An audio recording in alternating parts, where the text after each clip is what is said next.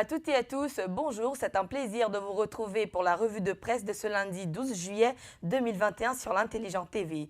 La une des journaux en Côte d'Ivoire est dominée par la visite du président Laurent Gbagbo au président Bédié.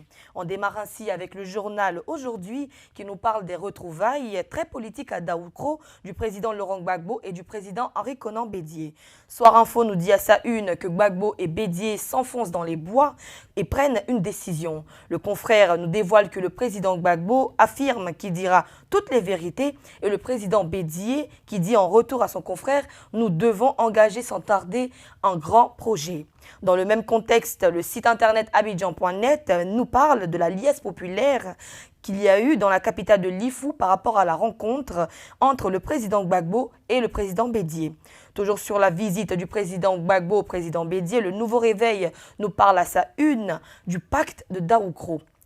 Selon le confrère, Laurent Gbagbo affirme ceci. « Je viens voir le président Bédié, c'est un acte de réconciliation et de reconnaissance. » Au tour du président Henri Konan Bédié d'affirmer ceci. « Je veux apporter toutes mes forces, les forces qui me restent, à la réconciliation vraie. » Terminons ce volet avec le son de cloche contraire à la une de l'essor ivoirien en ce qui concerne la visite du président Gbagbo au président Bédié qui affiche une conclave de Daoukro où Gbagbo refuse la réconciliation selon le confrère.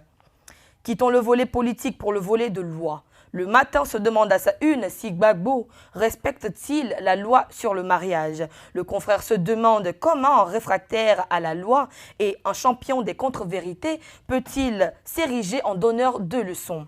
Le journal L'Expression parle du même sujet et si Gbagbo commençait par appliquer la loi sur le mariage.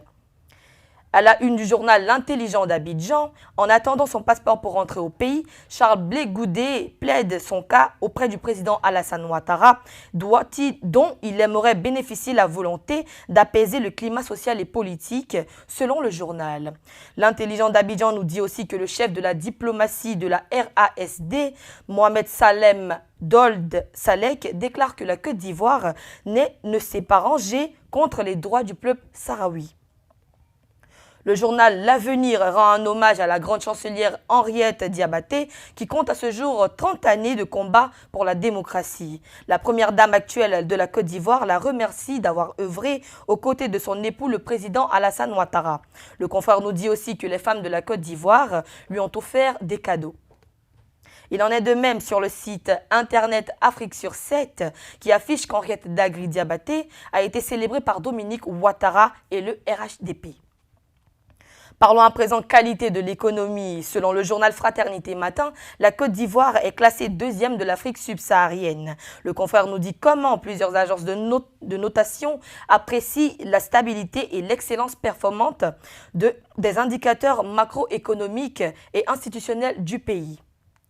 Bouclons la revue de presse du jour avec le journal Super Sport qui nous offre en exclusivité l'interview avec Hervé Renard, ex-sélectionneur des éléphants, qui dit en ces termes « Je peux revenir en Côte d'Ivoire si… » point de suspension.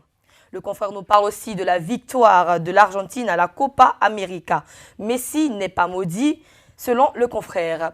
C'est tout pour aujourd'hui. Merci de nous avoir suivis. Rendez-vous demain pour une autre édition de l'Intelligent TV pour la revue de presse.